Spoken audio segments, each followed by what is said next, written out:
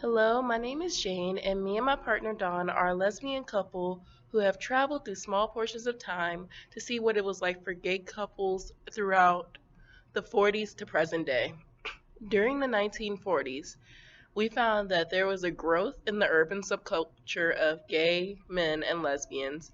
There was often government and police harassment, persecution, and investigation of gays. And during the 1950s and 60s, the homophile movement remained small and relatively marginalized. The end of the 1960s was considered the rise of activism. During this time period, the gay community had the right to publish lesbian and gay magazines. Media visibility was also allowed. There were more constraints on police harassment, denunciation of how gays and lesbians are mistreated, persecuted minority, and many more achievements. Also, gay men and lesbians continue to be at risk for psychiatric lockup in jail and for losing jobs or child custody when the courts and clinics define gay love as sick, criminal, and immoral. Throughout the 1950s and 60s, the Stonewall riots occurred. These events were largely regarded as a catalyst for the LGBT movement for civil rights in the United States. The riots inspired LGBT people throughout the country to organize in support of gay rights. During the time period, those gay people were not allowed to openly express that they were gay. Even gay-owned business and establishments were regularly raided and shut down. On the day of June 28, 1969, a group of gay customers at a popular bar in Greenwich Village called the Stonewall Inn, who had grown angry at the harassment by police, took a stand and a riot broke out. As word spread throughout the city about the demonstration, the customers of the inn were soon joined by other gay men and women who started throwing objects at the policemen, shouting, "Gay power." Police reinforcements arrived and beat the crowd away, but the next night the crowd returned, even larger than the night before, with numbers reaching over 1,000 people. For hours, protesters rioted outside the Stonewall Inn until the police sent a riot control squad to disperse the crowd. For days following, demonstrations of varying intensity took place throughout the city.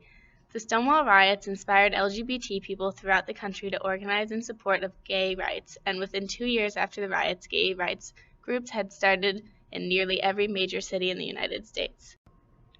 We also found that the gay liberation movement of the 1970s saw myriad political organizations sprung up, often at odds with one another. Frustrated with the male leadership of most gay liberation groups, lesbians formed their own collectives, record labels, music festivals, newspapers, bookstores, and publishing houses, and called for lesbian rights in mainstream feminist groups.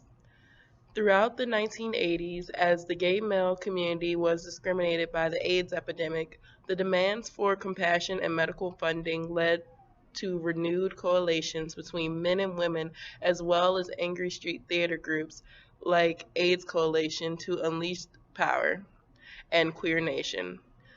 Political, social, and cultural organizations that helped build a movement and a community, people were more socially accepted to come out as gay or lesbian in public.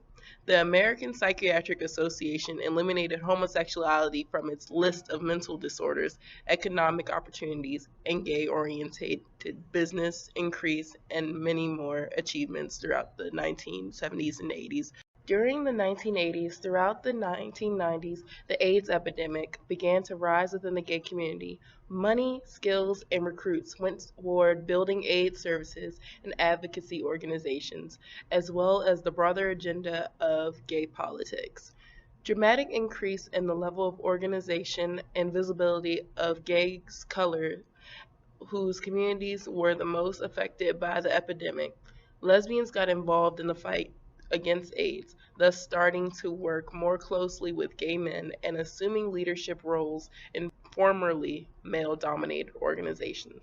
According to the U.S. Census same couple statistics, the number of same sex couples in the United States increased by more than 20% between 2000 and 2005. The Williams Institute theorizes that this increase in the number of gay and lesbian couples may have to do with their increased willingness to disclose their sexuality. A survey from Gallup shows that about a record 60% of Americans now say they approve of legalized same sex marriage.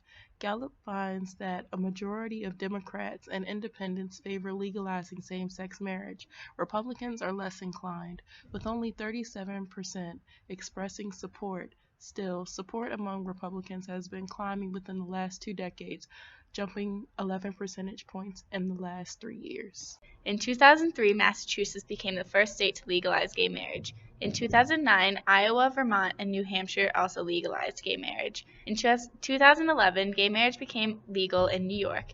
In 2012, Maine, Maryland, and Washington legalized gay marriage. In 2013, California, Delaware, Hawaii, Illinois, Minnesota, and Rhode Island all legalized gay marriage. And in 2015, gay marriage became legalized in all states.